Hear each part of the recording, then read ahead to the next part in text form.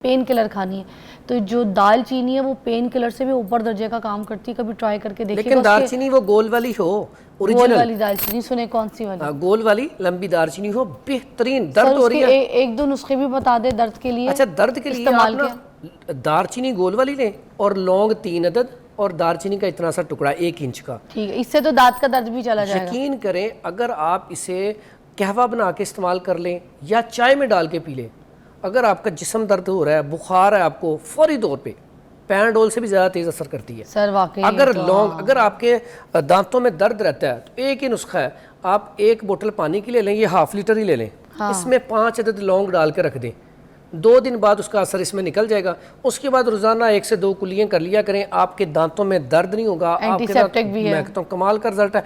दांतों में दर्द नहीं होगा, कीड़ा भी नहीं जल्दी लगेगा, दांत कमज़ोर भी नहीं होंगे, तो जो दांत हिलते हैं ये भी नहीं हिलेंगे और दांत साफ भी रहेंगे, और जो आपके वो दाढ़ों में दर्द होता है वो भी नहीं होगा। यानी कि एक छोटा सा काम, इतना छोटा सा काम तो बच्चों के लिए भी कर लें, क्योंकि चॉकलेट्स वगैरह खाते हैं, पता नहीं क्या क्या चीजें चबाते रहते हैं मुंह में। तो बच्चों के लिए भी पानी की बोतल में लौंग डाल के 3-4 लौंग काफी है। हाँ, 3-4 लौंग डाल के रख दे, 2-3 दिन बाद रोजाना बच्चों को कहीं कुल्ली कर लिया करें, बस आपके दांत मजबूत बेहतरीन। सुबह ब्रश करें तो थोड़ी देर के लिए ना आधे मिनट के लिए कुल्ली करवा दें, है ना? बिल्कुल वाह जी, ये तो बड़ा अच्छा आपने बताया। आंतों में जो इन्फेक्शन हो जाता है स्पेशली छोटे बच्चों को भी, तो ये किस वजह से हो जाता है, उसका क्या इलाज है? ये अक्सर औकात ना बच्चे हों या बड़े हों, जब वो ऐसी चीज़ें खाएंगे जिसके अंदर तेज़ाबियत होगी, जैसे बाज़ मसाले वाली चीज़ें खा ली, बच्चे चिप्स वगैरह खा लेते हैं, बड़े इसी तरह फास्ट फूड जंक फूड खा लेते हैं। वो जो मिर्च मसाले वाले नूडल्स भी बड़े आ गए। नूडल्स तो बहुत ज़्यादा नुकसानदेह हैं। अच्छा? अब बच्चे जब खा लेंगे तो आंतों में इन्फेक्शन हो जाएगा। इसी तरह बड़े भी हैं, बड़ों के भी आंतों में इन्फेक्शन बहुत ज़्यादा, अल्सर आजकल बहुत ज़्यादा है। तो इसके लिए बड़ा बेहतरीन इलाज है। एक तो कोशिश करें दलिया जौ, ये हमारे प्यारे नबी सल्लल्लाहु अलैहि वसल्लम भी बहुत ज़्यादा खाते थे, सुन्नत भी है, ये खाया जाए। और दवाई में बड़ा बेहतरीन इलाज है, घर से इलाज है, 1-2 चीज़ें आपको बाहर से लानी पड़ेंगी, बड़ा सस्ता तरीन इलाज है। और जैसे ही मैदे में जलन हो, आंतों में इन्फेक्शन हो, यूरिटरी ट्रैक में इन्फेक्शन हो, बेहतरीन इलाज। उसमें आपने हल्दी ले लेनी है 50 ग्राम, और मुलट्ठी ले लेनी है 50 ग्राम, और सौंफ ले लेनी है 50 ग्राम, और राल सफ़ेद, ये पंसार स्टोर से सस्ती सी है, मिल जाती है, वो भी 50 ग्राम ले ले। और गूंद किक्कर, जैसे गूंद कतीरा होती है ऐसे गूंद किक्कर होती है, वो भी 50 ग्राम ले लें। उसको भी पानी में भिगोना? हाँ, ये नहीं, इसको आप सबको लेके पाउडर करें, पाउडर करके ½ टीस्पून सुबह और शाम बड़े की मिकदार, और छोटा बच्चा हो तो 2 चुटकी सिर्फ खाना खाने से थोड़ी देर पहले दूध के साथ दे दें, वैसे ही इस्तेमाल कर लें। आंतों की इन्फेक्शन का बेहतरीन इलाज, अल्सर का बेहतरीन इलाज। एक तो हल्दी जो आपने बताई वो कौन सी वाली है? हल्दी जब भी लेनी है, हल्दी जी आम हल्दी होती है ना, हल्दी गंडी, वो लेके आप उसको पिसाई करें, ठीक है? हल्दी गंडी। एक होती है आंबा हल्दी, वो नहीं लेनी। अच्छा, आंबा नहीं लेनी। अच्छा, आंबा हल्दी जो है दर्दों के लिए बड़ी अच्छी है। हाँ। अगर किसी को दर्दें होती है ना, तो आंबा हल्दी लेके उसका पाउडर करके कैप्सूल भर के खा ले, दर्दों के लिए आंबा हल्दी कमाल का रिजल्ट है। सर उसमें दालचीनी का पाउडर भी डाल सकते हैं? बेहतरीन। फिर तो ये जो कुड़ुल पड़ते हैं, क्रैम्स पड़ते हैं, अगर दालचीनी और आंबा हल्दी मिक्स कर लें, इसके 500 या 1000 mg के कैप्सूल भर लें, दर्दों के लिए, क्रैम्स जो पड़ते हैं, कुड़ुल पड़ते हैं, आपके अंदर नकाहत, कमज़ोरी, सुस्ती काहली है, आपके अंदर असाबियत है, बलगम की जाती है, तो उसके लिए बड़ा अच्छा ये। सर एक सेकंड, एक चीज़ बता दूं ऑडियंस को, ये जो दालचीनी है ना, मन जिसको हम कहते हैं, इसका चाहे पाउडर हो या इसकी लकड़ी हो, इतनी इसमें शिफा है। मैं आपको ये बात वाकई बहुत गारंटी से बता रही हूँ कि इसमें अगर आप बात करते हैं ना कि आपने कोई पेन किलर खानी है, तो जो दाल चीनी है वो पेन किलर से भी ऊपर दर्जे का काम करती है। कभी ट्राई करके देखिए। लेकिन दालचीनी वो गोल वाली हो, गोल वाली दालचीनी सुने कौन सी वाली? गोल वाली लंबी दालचीनी हो, बेहतरीन। दर्द हो रही है, एक दो नुस्खे भी बता दे दर्द के लिए। अच्छा, दर्द के लिए आप ना दालचीनी गोल वाली लें और लौंग 3 अदद और दालचीनी का इतना सा टुकड़ा 1 इंच का। ठीक है, इससे तो दांत का दर्द भी चला जाएगा। यकीन करें अगर आप इसे कहवा बना के इस्तेमाल कर लें या चाय में डाल के पी लें, अगर आपका जिस्म दर्द हो रहा है, बुखार है आपको, फौरी तौर पे पैराडोल से भी ज़्यादा तेज़ असर करती है सर वाकई। अगर लौंग, अगर आपके दांतों में दर्द रहता है तो एक ही नुस्खा है, आप 1 बोतल पानी की ले लें, ये ½ लीटर ही ले लें। हाँ। इसमें 5 अदद लौंग डाल के रख दें, 2 दिन बाद उसका असर इसमें निकल जाएगा। उसके बाद रोजाना 1 से 2 कुल्लियाँ कर लिया करें, आपके दांतों में दर्द नहीं होगा। एंटीसेप्टिक भी है, मैं कहता हूँ कमाल का रिजल्ट है। दांतों में दर्द नहीं होगा, कीड़ा भी नहीं जल्दी लगेगा, दांत कमज़ोर भी नहीं होंगे, तो जो दांत हिलते हैं ये भी नहीं हिलेंगे, और दांत साफ भी रहेंगे, और जो आपके वो दाढ़ों में दर्द होता है वो भी नहीं होगा। यानी कि एक छोटा सा काम।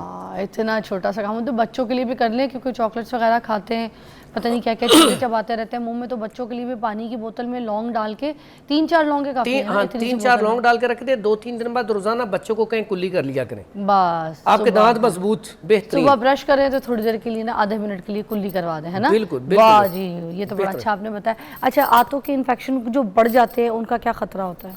अच्छा, आंतों की इन्फेक्शन जब बढ़ जाती है तो इन्फेक्शन कहीं पे भी हो, जब वो बढ़ जाएगी उसके नुकसानात बहुत ज़्यादा हैं। हाँ। अब इन्फेक्शन है कि अंदर ज़ख्म बन गए, तो वो आहिस्ता आहिस्ता आहिस्ता आहिस्ता आपकी जो मैदे वाली बड़ी आंत है या मैदे को डैमेज करते जाएंगे। एक वक्त ऐसा आता है ऐसे पेशेंट के ऊपर कि फिर वो खाना खाता है, उससे खाना खाया नहीं जाता, जलन इतनी ज़्यादा होती है कि वो खाना खा ही नहीं सकता, यानी कि इतना बड़ा नुकसान है। और अल्सर जो है पहले तो इसका इलाज मौजूद ही नहीं था, लेकिन अब तो इसका इलाज बड़ा आसान है कि आप उसे मिर्च मसाले वाली चीज़ें छोड़ दें और फास्ट फूड जंक फूड छोड़ दें और मटन बीफ वगैरह सारी गर्म चीज़ें छोड़ के आप 15 से 20 दिन ये सिर्फ जो मैंने नुस्खा बताया इसे इस्तेमाल कर लें तो इंशाल्लाह आंतों की इन्फेक्शन ये सारी चीज़ें इंशाल्लाह अल्लाह के हुक्म से अच्छा, गर्मी के मौसम में भी बहुत मसला ये होता है कि बहुत सी ठंडी तासीर की जो चीज़ें हैं वो हम लोग खाने की कोशिश करते हैं, तो उसके बाद फिर कुछ ऐसी चीज़ें होती हैं जिसमें मसाला जात हो गए, कोई ऐसे स्पाइसेस हो गए, बड़ी दालचीनी, कोई ऐसी चीज़ें अगर हम खाने में ज़्यादा गोश्त की बदबू मारने के लिए या गोश्त खाते वक्त या गोश्त ही खा लें तो कोई ऐसी गर्म ग़िज़ा हमारे पेट में चली जाती है, आपको बिल्कुल चली जाती है। अब ऑन टॉप हम बहुत सारी ठंडी चीज़ें जैसे सत्तू हो गया, सरदाई हो गई, फिर जो भी ऐसी ठंडी मशरूबात, आलू बुखारे का शरबत हो गया, ठीक है, फल भी हम ऐसे तरबूज वगैरह का जूस हो गया, अब ये सब ठंडी चीज़ें भी साथ ले रहे हैं तो पेट अंदर जाके ना कभी कभी डिस्टर्ब हो जाता है कि भाई ये क्या, हमने तो तरबूज का जूस पिया था एकदम से पेट का यूँ, हमने तो सिर्फ खरबूजा खाया था, ये क्या हो गया, हमने तो सरदाई पी थी, पेट क्यों। अब वो जो गोश्त एकदम से हमारे पेट में जाता है वो जाके अंदर उस ठंडी चीज़ के अंदर तबाही पैदा करता है, वहाँ से भी पेट ख़राब होता है, उसका भी पता। ये जो आपने बात कही आजकल हो ही ऐसे रहा है कि हम एक दूसरे के ऊपर खाना खाते जा रहे हैं, क्योंकि गर्मी बहुत है ना फरहान, तो बड़ा टेंशन होता है कि करे क्या। लेकिन उसमें एहतियात करें। अब आपने गोश्त खाना है, आप साथ दही रख लें, दही खाने को हजम भी करेगा, सालन में ना डालें, अलग रखें, अलग रख लें, सालन भी डालें, अच्छा टेस्टी बन जाएगा, लेकिन साथ उसके साथ रायते के तौर पे इस्तेमाल करें, ठीक है। ज़्यादा आजकल जो पेशेंट आ रहे हैं ना अक्सर टोटके देख के ना, नुकसान क्या होता है, वो जी कद्दू आप पीस के इस्तेमाल कर लें, सब्जियां कच्ची खाने से बहुत सारे ऐसे अफराद हैं जिनका स्टमक पहले ही कमज़ोर होता है, उनका मिजाज आसाबी होता है, रतूबात की ज़्यादती होती है, अगर आप कद्दू का शेक उसे पिला दें तो उससे तो वॉमिटिंग शुरू हो जाएगी, उसकी तबीयत ख़राब हो जाएगी। तो इसलिए टोटकों के ऊपर कभी भी एतबार ना करें, आप किसी मुस्नद तबीब या डॉक्टर से रब्ता करके उससे पूछें मुझे ये मसला बन गया। इसमें भी ऐसे अफराद ही फंसते हैं, जैसे गोश्त खाया, ऊपर से फौरी तौर पर हम क्या करते हैं, आइसक्रीम फ़ौरन खा लेते हैं, थोड़ा सा हम वक्फा दे लें, खाना खा लिया, थोड़ी देर बाद हम फल खा लें या आइसक्रीम खा लें तो कोई नुकसान नहीं है। लेकिन जब हम एक ही टाइम पे, अक्सर औक़ात आप देखती हैं शादियों पे जाएं या दावत पे जाएं, हम 5-6 किस्म की डिशेज़ होती हैं। अगर हम हिस्ट्री में जाएं, हमारे आबाओ अजदाद तो कितनी डिशें होती थी, एक डिश, अगर सालन बना तो सालन के साथ सिर्फ चावल है, डेट्स ऑल। आज इतनी चीज़ें होती हैं, अगर हम उसे किसी एक डोंगे में या प्लेट में सारी इकट्ठी करें ना, चाय भी कश्मीरी चाय भी डाल लें, कोल्ड ड्रिंक भी डाल लें, उसमें सैलड भी डाल लें, उसमें रायता भी डाल लें, उसमें चावल और चिकन भी डाल लें, तो उसको थोड़ा सा हिलाएं तो क्या उसका वो देखें मिक्सचर बनता है, तो हमें देखने में अच्छा नहीं लगेगा, तो वो हम अपने अंदर पैदा कर लेते हैं।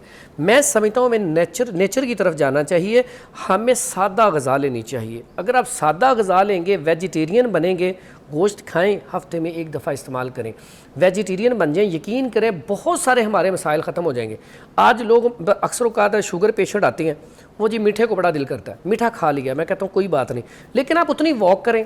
अगर आपने खाना खा लिया है, जैसे आपने बताया कि गोश्त भी खा लिया, ठंडा पानी भी पी लिया, कोल्ड ड्रिंक भी पी ली, तो फिर आपको चाहिए अगले टाइम का खाना स्किप कर दें और वॉक करें, उसको डाइजेस्ट करें।